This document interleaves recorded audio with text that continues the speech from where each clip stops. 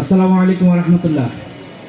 আলহামদুলিল্লাহি রাব্বিল আলামিন ওয়াসসালাতু ওয়াসসালামু আলা রাসূলিহিল আমিন ওয়া আলা আলিহি ওয়া আসহাবিহি আজমাইন।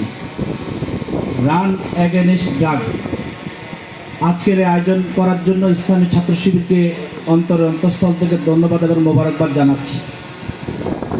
মাদক জাতীয় জীবনের মারাত্মক একটি ব্যাধি। আজকে আমাদের সমাজের যত সমস্যা, এই সমস্যার উৎপত্তি হচ্ছে মাদক থেকে। রাষ্ট্র মাদকের বিরুদ্ধে একদিকে প্রচারণা চালায়, আরেকদিকে মাদক নির্মূলে কার্যকর কোনো ব্যবস্থা আজকে পর্যন্ত রাষ্ট্র গ্রহণ করতে ব্যর্থ হয়েছে।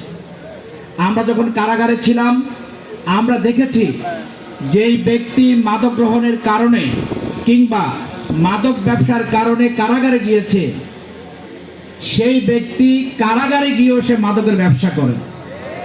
আমরা প্রিজন ভ্যানে দেখেছি প্রকাশ্য দিবালোকে পুলিশকে উৎকুচ দিয়ে ওই সকল অপরাধীরা মদের বোতল, ইয়াবা, ফেন্সিডিল তারা প্রিজন ভ্যানে গ্রহণ করেছে। কারাগারের গারদগুলো মাদকের আখড়ায় পরিণত হয়।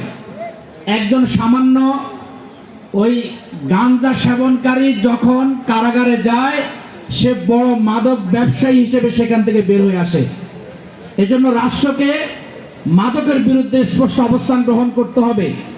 রাষ্ট্রকে মাদকের বিরুদ্ধে জিরো টলারেন্স ভূমিকা পালন করতে হবে। রাষ্ট্র যদি ব্যর্থ হয়, আমি ইসলামী ছাত্র শিবিরকে অনুরোধ করব, আজকে তারা রান এগেইনস্ট ড্রাগ ঘোষণা করেছে। আগামী দিনে রাষ্ট্র যদি ব্যর্থ হয়, ইসলামী ছাত্র শিবিরকে ফাইট এগেইনস্ট ড্রাগ ঘোষণা করতে হবে। আমরা মাদকের বিরুদ্ধে যুদ্ধ করতে চাই। মাদক শুধু একজন যুবকের জীবন ধ্বংস করে না, তার পরিবারকে ধ্বংস করেন, আগামীর প্রজন্ম ভবিষ্যৎকে ধ্বংস করেন, রাষ্ট্রের স্থিতিশীলতাকে নষ্ট করে। আমরা মাঝে মধ্যে পত্রিকা খবর পাই, রাষ্ট্রের রাজনৈতিক নেতৃবৃন্দ যারা, তাদের ছত্রছায়ায় মাদকের ব্যবসা এই সমাজে পরিচালিত হয়। আমি বিশ্বাস করি, রাজনৈতিক নেতৃবৃন্দ যদি মাদকের বিরুদ্ধে জিরো টলারেন্স ভূমিকা পালন করে, এই বাংলাদেশে কখনো মাদকের ব্যবসা থাকবে না ইনশাআল্লাহ। তার পাশাপাশি রাষ্ট্রের যারা সীমান্তে নিরাপত্তার দায়িত্ব রয়েছেন, আমার রাষ্ট্র থেকে ডিজেল পাচার হয়ে যায়, তেল পাচার হয়ে যায়, ঔষধ পাচার হয়ে যায়, গুরুত্বপূর্ণ কাঁচামাল পাচার হয়ে যায়, আর বিদেশ থেকে আমার যুবকের জন্য ড্রাগ আসে, ফেন্সিডিল আসে। এটাকে প্রতিরোধ করার জন্য সেখানেও জিরো টলারেন্স ভূমিকা পালন করতে হবে। আমি বিশ্বাস করি আজকে তরুণ প্রজন্ম মাদকের বিরুদ্ধে যে তার স্পষ্ট অবস্থান, এই স্পষ্ট অবস্থানকে আরো শক্তিশালী করতে হবে।